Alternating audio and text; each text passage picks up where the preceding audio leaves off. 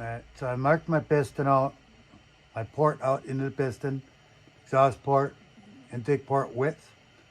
This is the base, so we know what the shape of that is. And then I drop it in here. I got my block in there. Square it up in there. And then I've marked these 4 corners on the piston.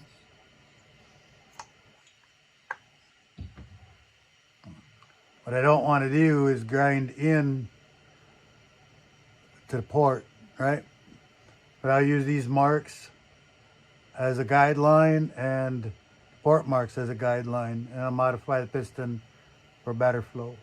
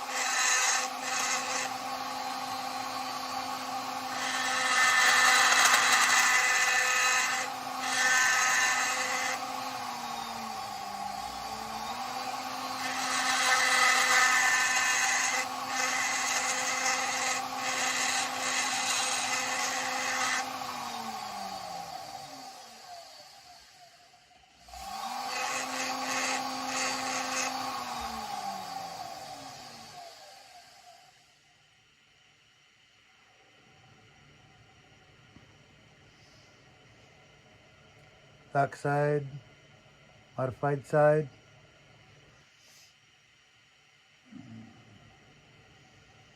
I don't want to take this whole ring out of it here. I want to leave some of that in there. Now that's stabilizing the piston, so I leave it go all the way across.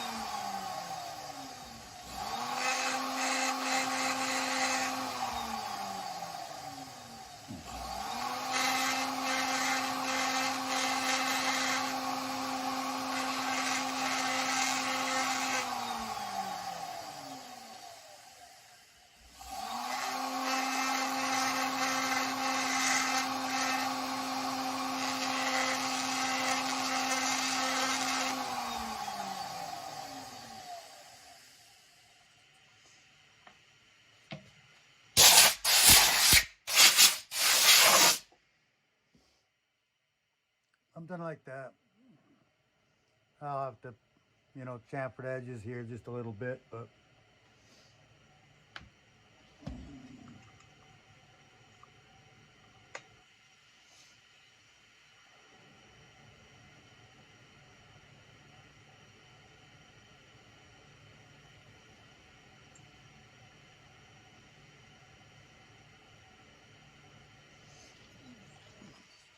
piston in there.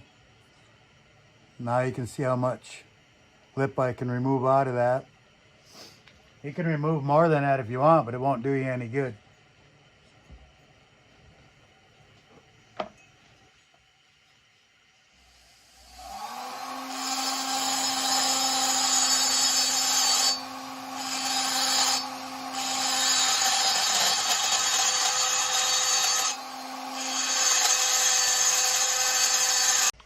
Alright, you'd think I'd learn to clear my phone. But anyways, it didn't miss much. I got that side done. So you can see how much I take out of there. You know, look at this side. Turn it around. Get an idea what I'm doing there. This all helps the flow.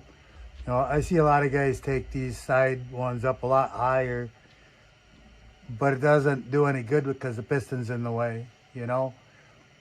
We can grind that side port way up higher, but if the piston's in the way, what good does all of that do, you know? All you're doing is grinding metal away for no good reason at all. And the piston comes down further than this. The piston's set at just at port opening, right now. So it's still going to come down, you know, and close part of that port off as the piston comes down. But by modifying the piston and the cylinder, we get a bit more flow in there. From what I can see, it's probably close to 50% more, you know, because of the design of the crankcase. And you can do some crankcase work on it too to improve this. I've done that in the past, but I usually only do that if I split the cases. You know, I don't know how much more you gain by doing the lower part of the cases on this. Usually when I do that, I do a bunch of epoxy work in the case as well to improve flow. But we'll get the other side done.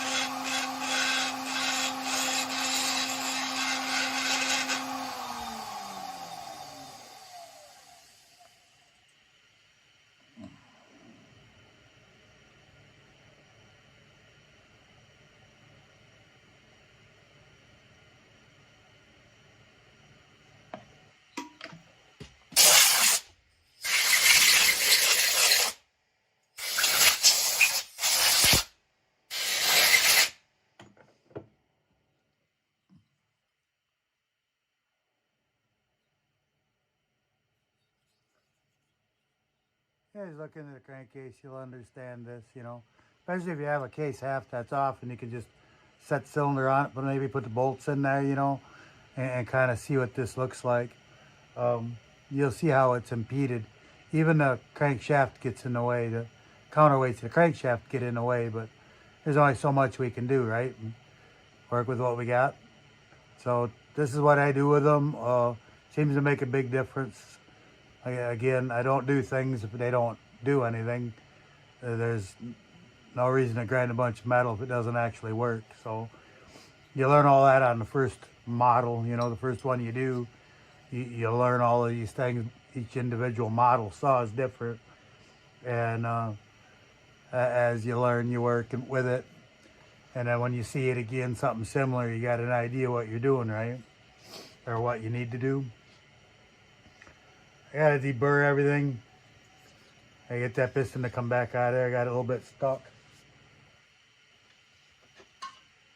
See how easy it comes out? I have that wooden block in there so I can tap on that.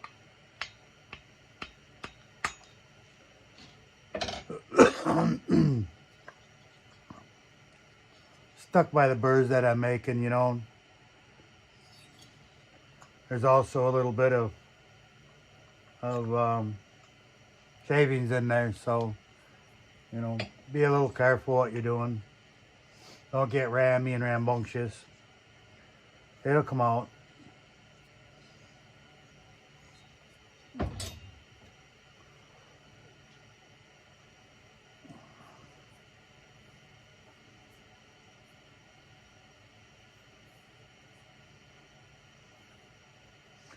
Alright, I got to deburr things. I guess I'll do that.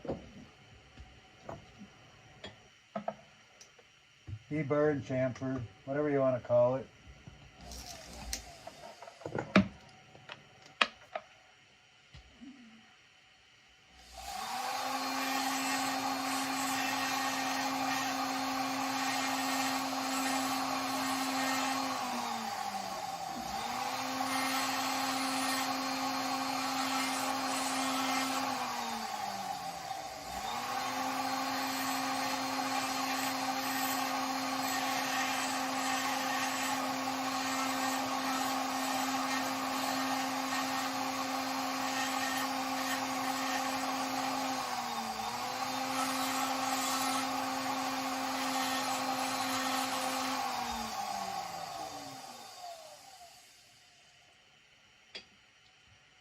Got to deburr everything on this one.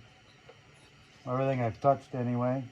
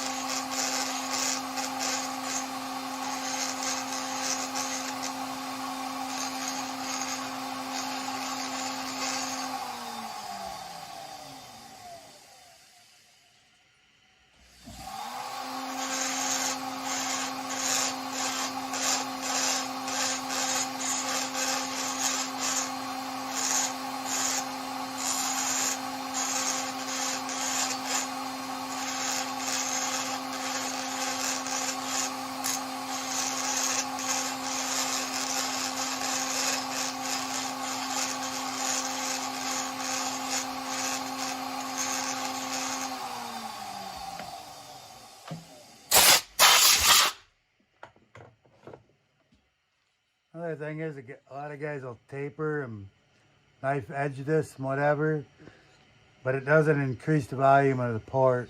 It doesn't help it flow in there any better.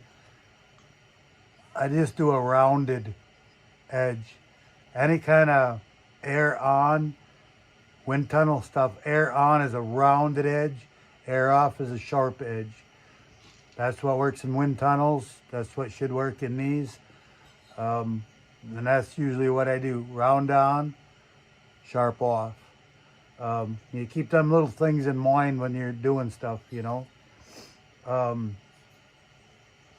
find my sandpaper, I sand these a little bit, and they'll be done. I still got to do my deflector or heat deflector, whatever you want to call it, heat shield for the exhaust. So I match it up, and then I can match the muffler. Pretty close to having cylinder work done, piston work done. I'll be starting to put it together before long. So moving on.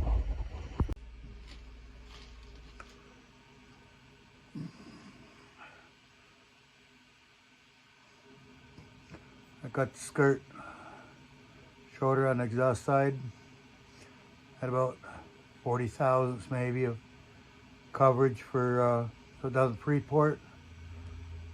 So the skirt's a little shorter on this side now. Right.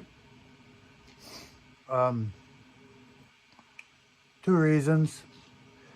One is to help reduce drag, and the other is lightening the piston. As long as I'm doing piston work on it, I might as well do that. Certainly can't hurt anything, right?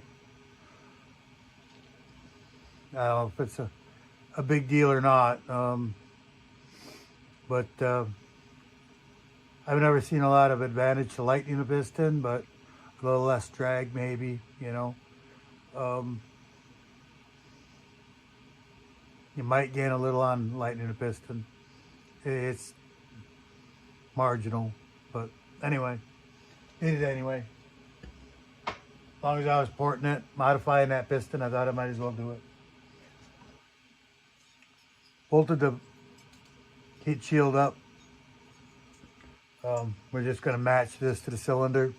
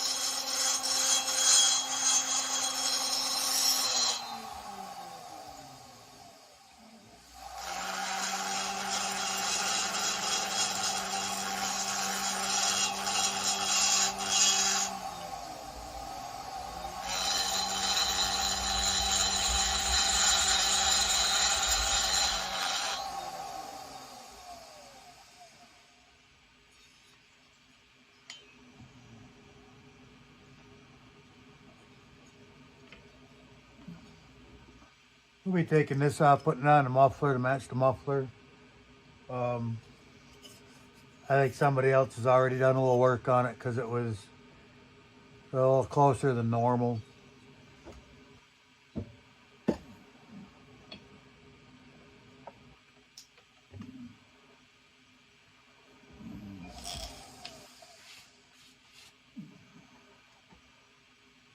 Good carburetor.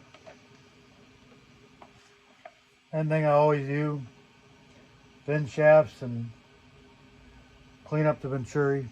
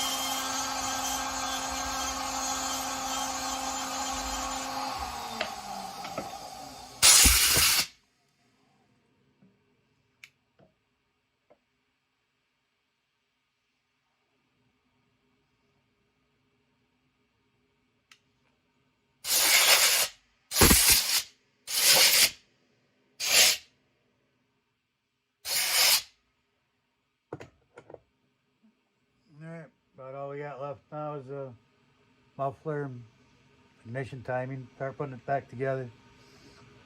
Moving on. Alright, you start putting this thing together.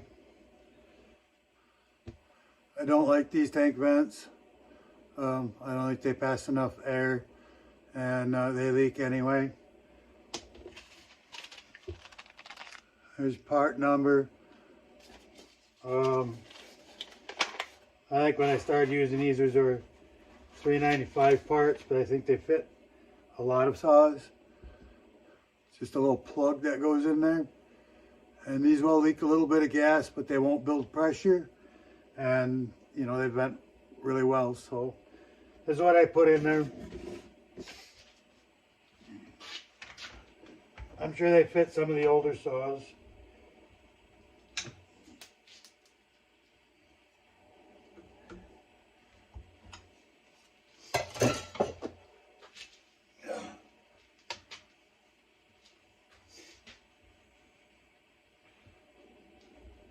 Inside that vent, there's old brass. Small one of these, vent, brass type deal. I like to get that out of there if I can.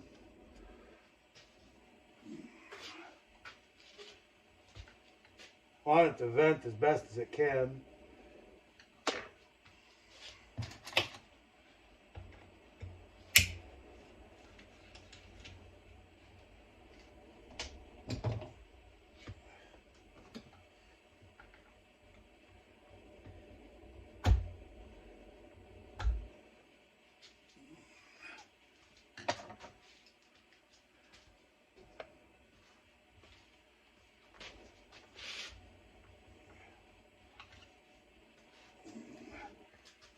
That's the entire tube. Now, pretty small hole in that tube. It probably doesn't need to be any bigger than what it is.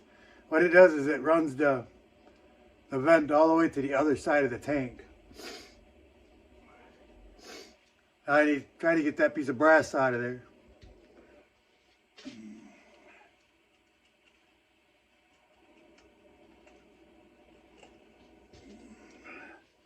Best thing I've found to do that is just a piece of tie wire, but it's got to be pretty straight.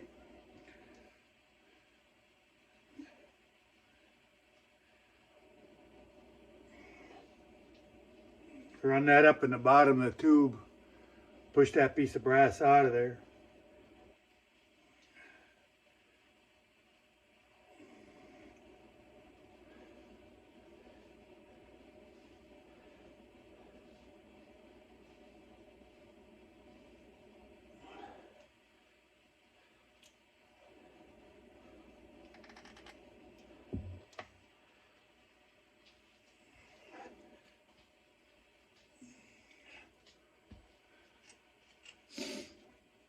Cleared out. A little more in this one than the older ones. Pushed all that stuff out of there. All I want for a vent is this, you know, and the tube.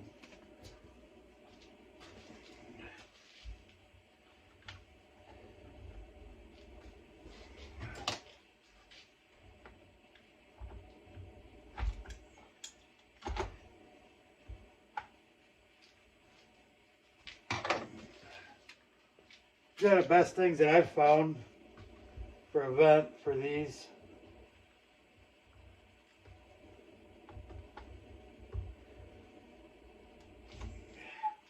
I have had them fall out.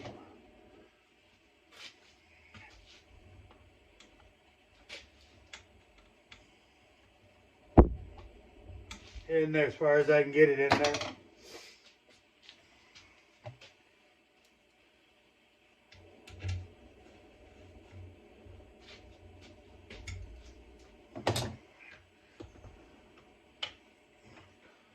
But I've never had issues with them venting, so.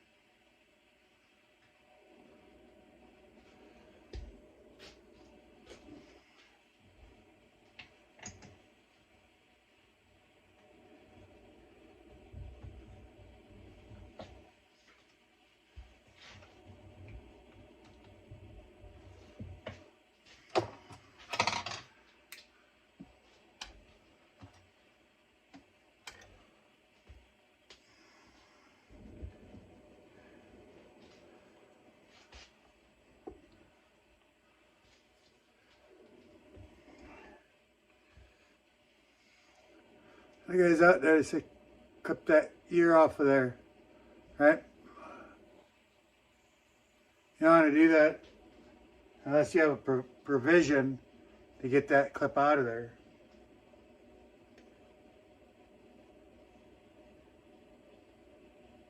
If you clip the ear off on this piston, you ain't never getting it back. I don't know how you'd ever change the piston on it if you did that.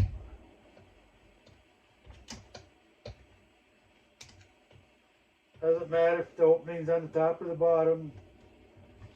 But that's where I'd recommend putting it. Can't ever say we've had an issue with it being anywhere, but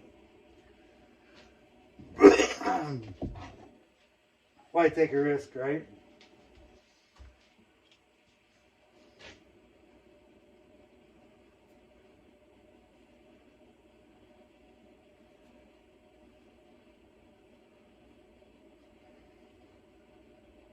Bottom ring on the bottom, top ring on the top.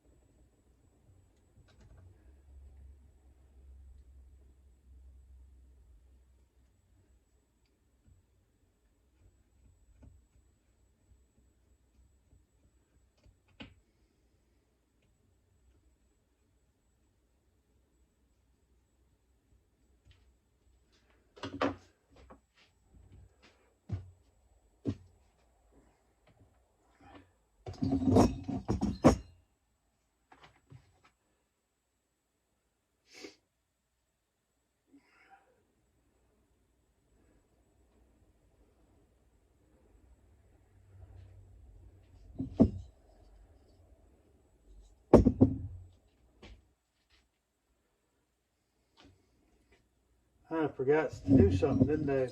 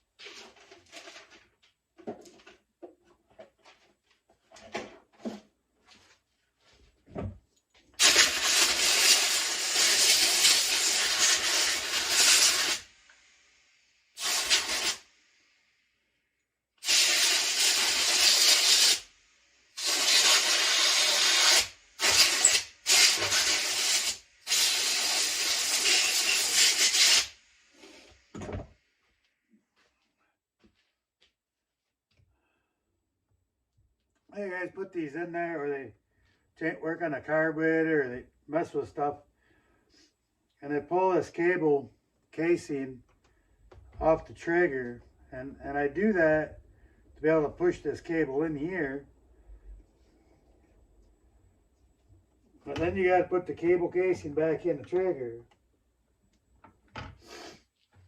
Make sure it goes in there where it's supposed to go in there. You guys get confused on that stuff and they can't figure out why the trigger won't work. Throttle doesn't work.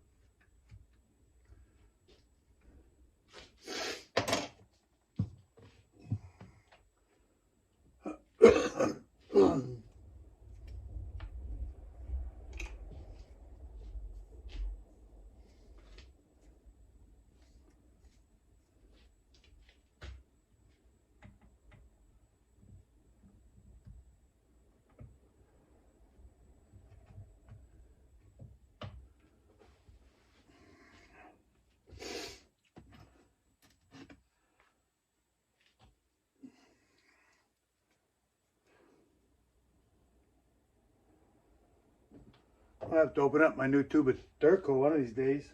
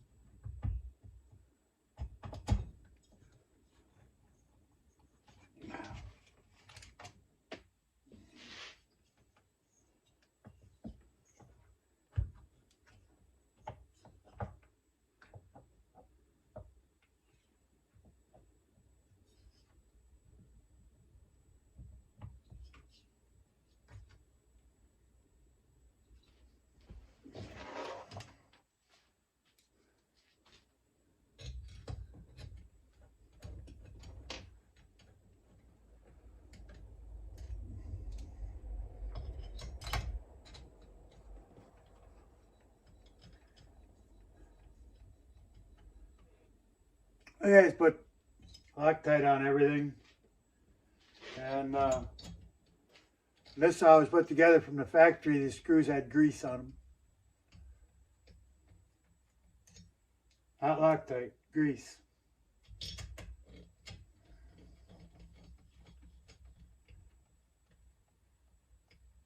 You put Loctite on stuff, and then you take it apart. You know, after that Loctite's dried, you take it apart, go and put it back together again. You want to hit a torque spec. Well, that old Loctite turns hard, and you actually won't get that bolt torqued down proper at all, because that Loctite's holding you back quite a bit.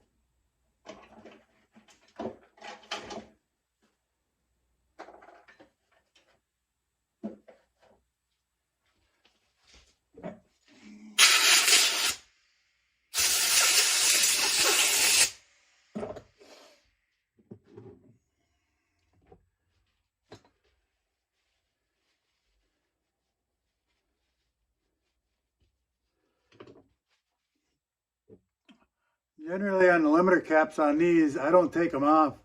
I just cut the tabs off so they can turn. These little tiny screws are really hard to get a screwdriver on, line it up, get it in there.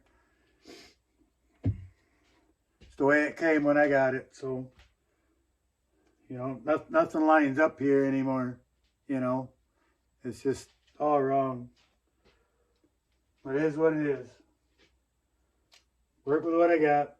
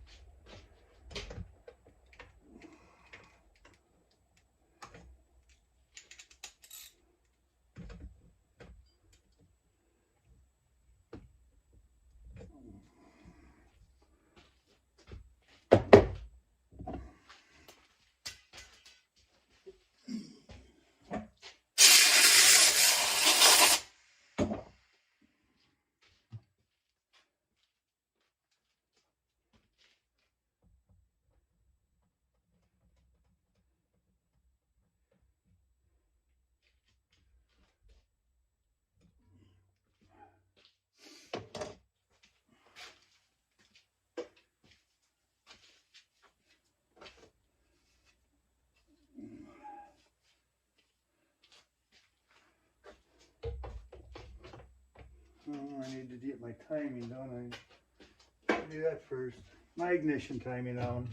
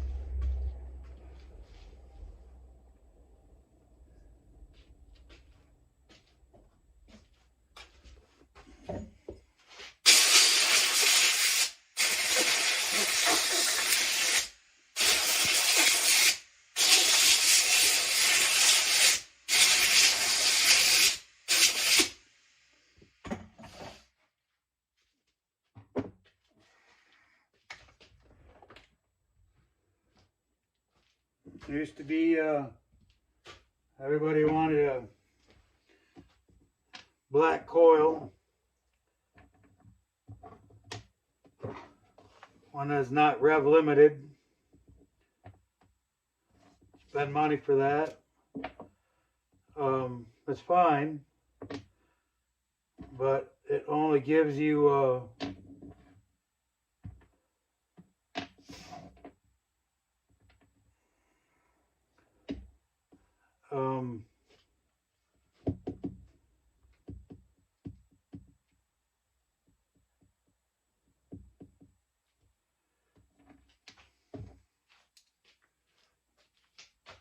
the saw doesn't run up there anyway, cutting in the wood. The coil's never, you know, you're cutting in the wood. You're never going to be on that rev limiter, right? Unless your limit or something, you might hit it. But as far as, you know, cutting speed, whatever, that kind of thing, it's not going to make any difference. It does make it easier for some people to tune it with a standard coil, but again, it's not really necessary for that either. But you do have to learn to have an ear for it. You really can't use a tack on it. That kind of stuff, you know. So for some guys, you know, they kind of want to have it on there because they can't hear that.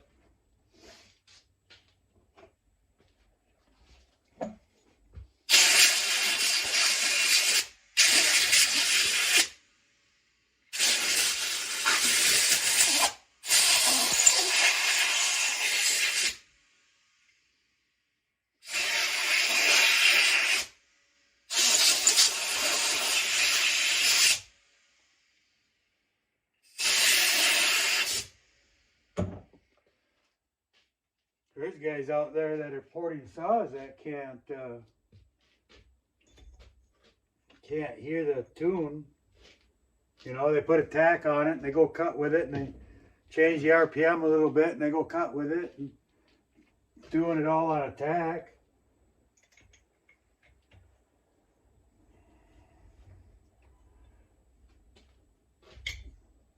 I remember when we didn't even have a tack reading from the manufacturer. They didn't give us a number. You tuned it by ear. There was no, you know, tack reading of this or that. You just tuned it. Listen to it. Oh, I gotta do that timing yet.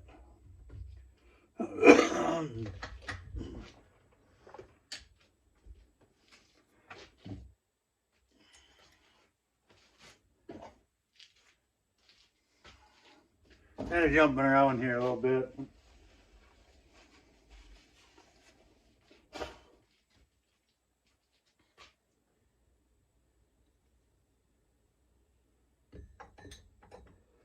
I'm gonna 371s came out. They were the first design of this design. First saw this design. Instead of having these notches, they had two tabs sticking up. About the same size as a notch, but it was just a tab sticking up. They had a complete plastic oiler gear that, you know, run on both sides. And them gears came in, you know, oilers, guys come in with oilers not working, and the gears would be broke right off, you know. Tabs broke right off. And when I saw it idle, that resistance, like a gear slides on the crankshaft, would rotate that gear forward, even though the chain wasn't turning. It would slowly rotate that gear forward. When you throttle it up, and two little ears would smack that oil gear, and it would break those off. Took them a while to come up with this idea. And then they had what they called a cool clutch or cool clutch 2, where they had oval holes in here, and it would just pack dirt in there. Early saws.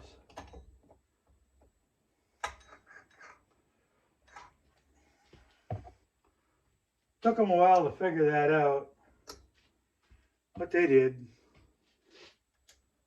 I knew what was causing it, but you couldn't, you know, I couldn't fix it anyway because I'd have a part to put in there. Then John Deere came out with their version, and they waited. And let Husky have all the problems, and he just sat back and watched and waited to bring their saw out. And they saw these problems ahead of time, and they fixed it before it ever came out. Several things.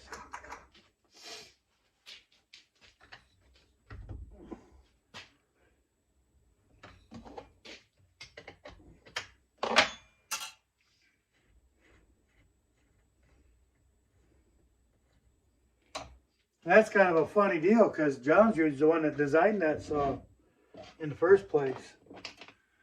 But they let Husky bring it out first, so as long as Husky wanted to do that, they let him, and then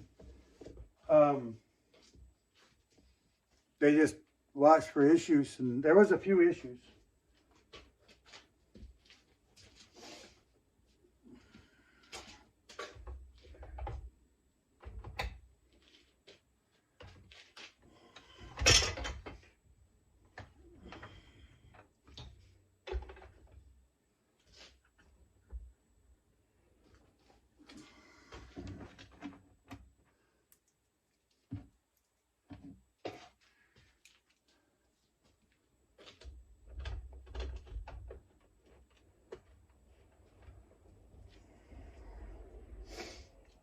Tilton Equipment Company was the distributor for John Deere for us, and I had a pretty good relationship with those guys. And we had saws that wouldn't start. Right out of that box, you couldn't make them run, wouldn't start. And took a while, but I took carburetor apart on one, and the little check valve flap, the little fingers that run on the pump side, sticking right straight up in the air. I called Tilton and talked with the guy there, and he mentioned it. He said, "Oh, wait a minute." And he went in to the shop, got one of them carburetors and took it apart, and he said, "I can't believe it." He said the problem is only on the saws that we have flown in instead of on a ship. There's something about them saws being flown by jet, brought here, somehow screwed up those diaphragms.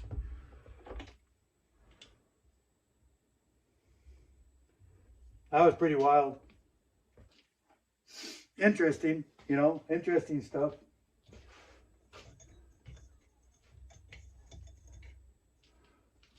Doesn't make a lot of sense, but, you know, some things just don't make sense. And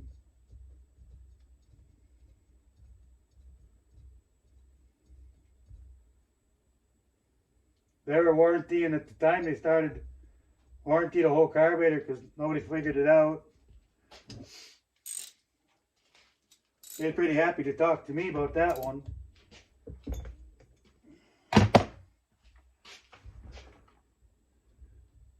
And they just started warrantying a kit. All you needed was one diaphragm. I just ordered a bunch of them pump side diaphragms that saw was brand new. Didn't bother anything else.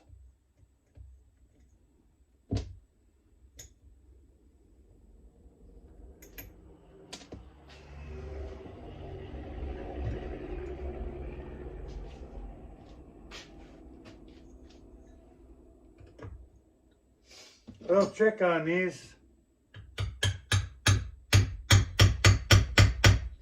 Little cockeyed pressure on that flywheel. Comes off a lot easier.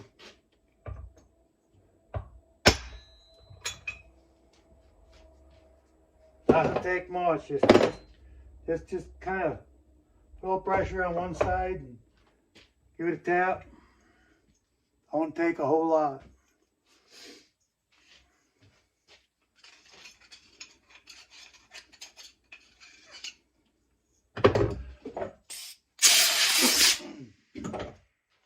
Just got to be somewhere solid, you know. You don't want to be out here on a fin, you break a fin off, but it's solid there. It'll take it.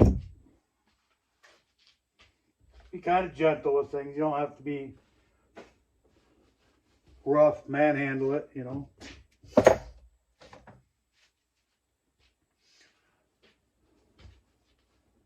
All right, I'm going to file this key and I'll bring you guys back.